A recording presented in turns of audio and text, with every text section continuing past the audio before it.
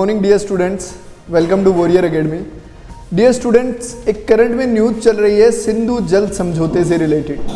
Actual में dear Sindhu river है कहाँ पे, तो पहले जब भारत था और पाकिस्तान अलग नहीं था, यानी कि भारत पाकिस्तान का बंटवारा नहीं हुआ था, तो बच्चों हमारे यहाँ पे एक सभ्यता भी होती थी जिसे हम इंडस वैली सिविलाइजेशन बोलते थे, और वो सभ्यता पूरी की पूरी इंडस रिवर के किनारे किनारे विकसित हुई थी बच्चों। और बच्चों 15 अगस्त 1947 को जब इंडिया आज़ाद हुआ तो बच्चों यहाँ पे टू नेशन थ्योरी आई, यानी कि भारत और पाकिस्तान दो रूपों में भारत आज़ाद हुआ। एक बच्चों बना भारत डोमिनियन स्टेट और दूसरा बना पाकिस्तान डोमिनियन स्टेट। तो बच्चों जब पाकिस्तान बना तो पाकिस्तान के भी दो हिस्से हमें दिखाई देते हैं, एक तो पूर्वी बांग्लादेश यानी कि जिसको पूर्वी पाकिस्तान बोला जाता था, और दूसरा पश्चिमी पाकिस्तान जो कि अभी का पाकिस्तान है। और आगे चल के बच्चों पूर्वी पाकिस्तान 1971 की लड़ाई में, यानी कि 1971 की लड़ाई में पाकिस्तान का पूर्वी हिस्सा पाकिस्तान से अलग हो गया और नई कंट्री बना जिसका नेम पड़ा बांग्लादेश, और वहाँ पे शेख मुजीबुर रहमान ने पहली गवर्नमेंट बनाई बच्चों। तो बच्चों ये घटनाक्रम तो चलते रहेंगे, लेकिन इन घटनाक्रमों के द्वारा अगर हम देखें कि सिंधु का अभी जो न्यूज़पेपर में हाईलाइट चल रही है सिंधु जल समझौते को लेके, आखिर वो सिंधु जल समझौता था क्या। तो बच्चों जब हम सिंधु नदी की बात करते हैं तो भारत और पाकिस्तान के बंटवारे के साथ साथ नदियों का भी बंटवारा हुआ। जिस प्रकार जब दो भाइयों का बंटवारा होता है आपस में, तो सारे साजो सामान यानी कि घर के सारे स्ट्रक्चर का बंटवारा होता है, ज़मीन का बंटवारा होता है, घर के मकानों का बंटवारा होता है, उसी प्रकार जब पाकिस्तान के साथ हमारा बंटवारा हुआ बच्चों, तो हमारा भी पानी का political structure, economical structure, military या फिर जो जो सर्विसेज हमारी चलती थी, उन सारी की सारी चीज़ों का भी बंटवारा पाकिस्तान के साथ हुआ। और बच्चों इसी बंटवारे के क्रम में एक फैसला और हुआ जो कि करीब करीब 1960 में उसको फुलफिल किया गया, यानी कि 1960 में इधर हमारे पंडित जवाहरलाल नेहरू थे जो कि भारत के पहले प्रधानमंत्री रहे, प्राइम मिनिस्टर रहे, और पाकिस्तान की साइड से अयूब खान, मिस्टर अयूब खान जो कि पाकिस्तान के प्रधानमंत्री रहे। और दोनों के बीच में बच्चों 1960 को सिंधु रिवर को लेके फैसला हुआ।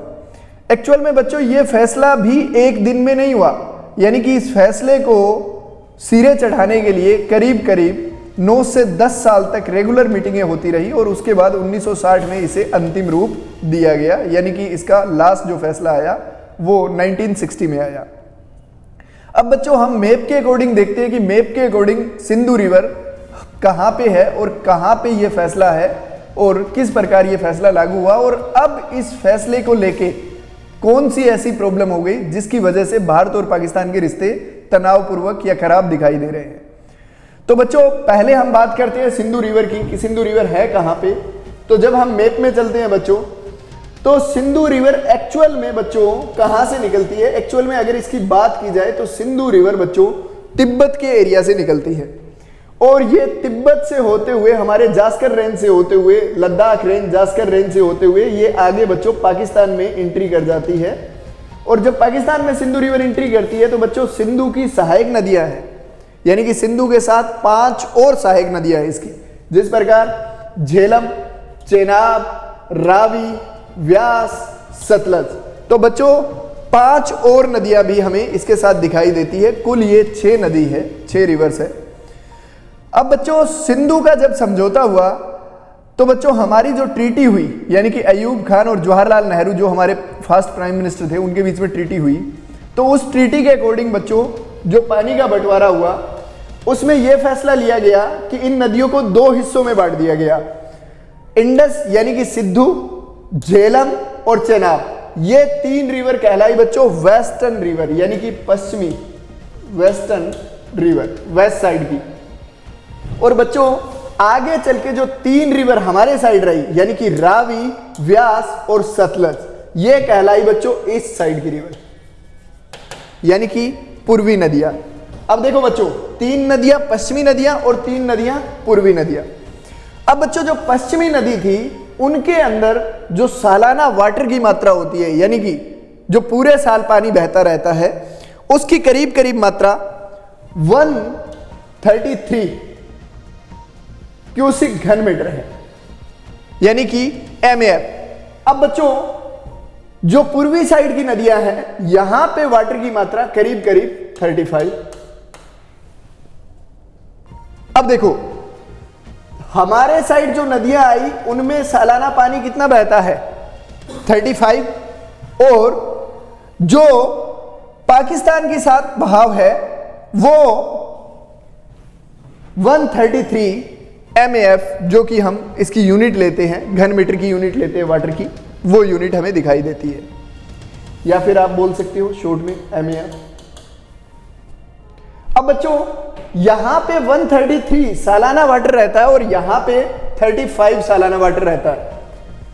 कभी कभी क्या होता है बच्चों कि जिस ईयर बारिश अच्छी होती है तो यहां पे पानी की सालाना मात्रा +2 और हो जाती है, यानी कि यहां पे सालाना मात्रा चली जाती है 135 तक, 135 MAF तक। बट यहां पे बच्चों मात्रा कम हो जाती है, यानी कि यहां पे माइनस हो जाता है 2 और 33 MAF तक रहता है। अब बच्चों जब 1960 में समझौता हुआ तो समझौते के अकॉर्डिंग यह बात बोली गई कि जो पूर्वी नदियां हैं उनका पूरा का पूरा पानी भारत यूज कर सकता है, यानी कि रावी, व्यास और सतलज, इन तीनों नदियों का पानी भारत पूरी तरह यूज कर सकता है।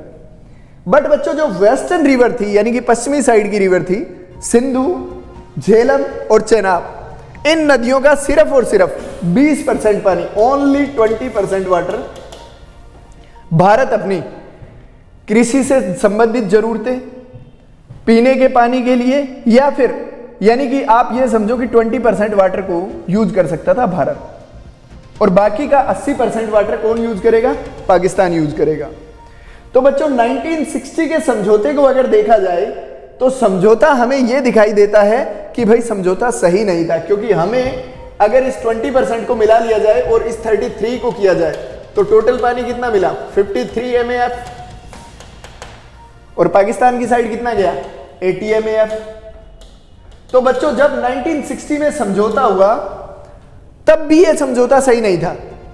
बट बच्चों प्रॉब्लम अब कहां पे आई? प्रॉब्लम अब आई कि अब आज के टाइम में एग्रीकल्चर सेक्टर से रिलेटेड, पन बिजली योजना से रिलेटेड हमें पानी की बहुत बड़ी मात्रा में जरूरत है। और बच्चों हमने कश्मीर में किशन गंगा परियोजना बनाई। कहां पे? एक्चुअल में किशन गंगा परियोजना हमने बनाई झेलम रिवर के ऊपर, और इसी के साथ चेनाब रिवर के ऊपर हमने रतले परियोजना बनाई। बच्चों दो परियोजनाओं के नेम याद रखना आप, एक तो किशन गंगा और दूसरी रतले। रतले बच्चों चेनाब रिवर पे है और किशन गंगा झेलम के ऊपर है। अब बच्चों जब दोनों परियोजनाएं बनाई गई तो पाकिस्तान ने इन परियोजनाओं को चुनौती दे दी कि भारत क्या कर रहा है, जो समझौता 1960 में हुआ था उस समझौते का उल्लंघन कर रहा है। बट बच्चों समझौते में क्या लिखा गया था कि 20% वाटर रिसोर्सेज का भारत यूज कर सकता है अपनी एग्रीकल्चर से रिलेटेड जरूरतों को पूरा करने के लिए, पन बिजली बनाने के लिए, या फिर किसी और काम के लिए, यानी कि पीने के पानी के लिए भी यूज कर सकता है। बट बच्चों प्रॉब्लम यहां पे आई कि जब भारत ने इन परियोजनाओं को बनाना चाहा तो पाकिस्तान इस मामले को ले गया वर्ल्ड बैंक में, क्योंकि वर्ल्ड बैंक से हमें क्या मिला था बच्चों? इन परियोजनाओं को लगाने के लिए लोन, यानी कि कर्ज मिला था। अब वर्ल्ड बैंक ने पाकिस्तान के दबाव में आके ये मान लिया कि इस मामले की सुनवाई होनी चाहिए और इस मामले को आर्बिट्रेशन कोर्ट में भेज दिया। अब बच्चों भारत ने हमेशा विरोध किया है कि ये जो मामले हैं ये द्विपक्षीय मामले हैं, दो देशों के मामले हैं, और इनके अंदर वर्ल्ड बैंक को या आर्बिट्रेशन कोर्ट को इंटरफेयर नहीं करना चाहिए, क्योंकि ये हमारी संधि के, ट्रीटी के अकॉर्डिंग मामला था और ट्रीटी के अकॉर्डिंग मामला है, तो हम दोनों बैठ के फैसला करेंगे। दूसरा बच्चों, आर्बिट्रेशन कोर्ट में ऐसा कोई सिस्टम नहीं है जिससे दोनों देशों की सुनवाई एक समय हो सके, यानी कि अगर वहां पे सुनवाई होगी तो या तो पहले पाकिस्तान की होगी या पहले भारत की होगी। अब बच्चों जब तक दोनों कंट्री एक मंच पे नहीं बैठेगी तो रियल प्रॉब्लम का पता नहीं चलेगा, और भारत भी अपनी बातों को नहीं रख पाएगा, या पाकिस्तान जो प्रॉब्लम क्रिएट कर रहा है भारत उसे अच्छे से डिफेंस नहीं कर पाएगा। तो बच्चों भारत ने कहा कि आर्बिट्रेशन कोर्ट का कोई मामला यहां पे नहीं बनता, तो इसी के अकॉर्डिंग बच्चों भारत ने पाकिस्तान को 2017 से 2017 से लगातार जो पाकिस्तान के सिंधु जल आयुक्त यानी कि जो ऑफिसर है उनको बार बार लेटर लिखा कि भाई आप जो हमारी रतले और किशनगंगा परियोजना लग रही है, दूसरा जो वाटर के रिसोर्सेज है उसको लेके मीटिंग की जाए। बट बच्चों 2017 से लेके 2022 तक पाकिस्तान ने हमें कोई अच्छा रिस्पॉन्स नहीं दिया और वो हर बार आनाकानी करता रहा, यानी कि वो मीटिंग में उपस्थित ही नहीं हुआ, जिसकी वजह से भारत के सिंधु जल आयुक्त यानी कि देखो बच्चों, एक ऑफिसर हमारी साइड है सिंधु रिवर का, दूसरा ऑफिसर पाकिस्तान की साइड है। तो सिंधु जल आयुक्त ने बच्चों एक नोटिस भेज दिया और इस नोटिस के अकॉर्डिंग पाकिस्तान को 90 दिन के अंदर इस नोटिस का जवाब देना है, यानी कि 90 दिन के अंदर अंदर पाकिस्तान को इस नोटिस का जवाब देना पड़ेगा। तो बच्चों सिंधु जल समझौता क्या था, मैंने आपको बता दिया कि सिंधु जल समझौते के अकॉर्डिंग जो पश्चिमी नदियां हैं उनमें वाटर पानी की मात्रा ज्यादा है और पूर्वी नदियां हैं उनमें पानी की मात्रा ज्यादा है। बट बच्चों अभी जो हमारा पॉपुलेशन का दबाव बढ़ रहा है, दूसरा एग्रीकल्चर सेक्टर पे हमारे प्रेशर आ रहा है, और तीसरा हमें ग्रीन एनर्जी भी चाहिए। और अगर आपको हरित एनर्जी चाहिए, हरित ऊर्जा चाहिए, तो बच्चों आपको क्या करना पड़ेगा, पन बिजली बनाना पड़ेगा, पानी से बनाना पड़ेगा, या पवन चक्कियां लगानी पड़ेगी, या फिर आप क्या करो, सीधी सी बात है कि सौर ऊर्जा, सौर पैनल लगाओ, सौर ऊर्जा बनाओ। तो इस प्रकार हमें इन चीजों पे ज्यादा ध्यान देना पड़ेगा, जिसकी वजह से हमने कहा कि रतले और किशनगंगा परियोजना लगाते हैं, जिससे हम कश्मीर में और दूसरा हिमाचल प्रदेश या नीचे पंजाब साइड इलेक्ट्रिसिटी प्रोड्यूस करवा सके।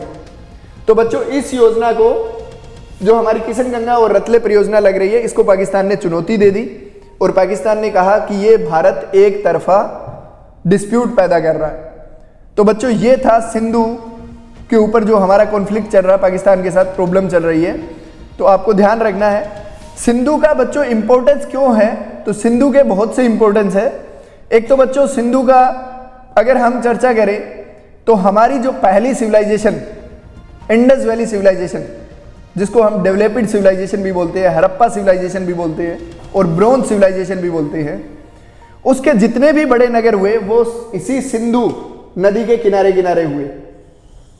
दूसरा बच्चों इस पानी से, यानी कि जो सिंधु रिवर में पानी जा रहा है, इस पानी का हम हमारे हरियाणा, पंजाब, राजस्थान, यानी कि अगर इस पानी का यूज किया जाए और राजस्थान साइड लाया जाए तो राजस्थान में जो सूखा है उसको खत्म किया जा सकता है, या फिर एग्रीकल्चर सेक्टर का रकबा बढ़ाया जा सकता है। तो बच्चों अगर समझौता होता है तो दोनों कंट्री को अगर इक्वल पानी मिलता है, इक्वल वाटर मिलता है, तो हमें इस 80 में से 20% वाटर और मिल जाएगा, यानी कि 20% पानी का यूज हम और कर पाएंगे और हमारे पास यहाँ पे जो पानी की मात्रा रहेगी वो 73 MAF हो जाएगी। और अगर 73 MAF पानी की मात्रा हो जाती है बच्चों, तो फिर हमारे यहाँ पे एग्रीकल्चर सेक्टर को बड़े लेवल पे हम क्या कर सकते हैं, इरिगेशन बढ़ा सकते हैं, यानी कि एग्रीकल्चर सेक्टर में वाटर रिसोर्सेज बढ़ा सकते हैं। दूसरा जो पीने की प्रॉब्लम चल रही है, पीने के पानी की प्रॉब्लम चल रही है, उसका भी सॉल्यूशन कर पाएंगे। जय हिंद, जय भारत बच्चों। आज का ये इंपॉर्टेंट टॉपिक था और इसको आप ध्यान से कवर कीजिएगा।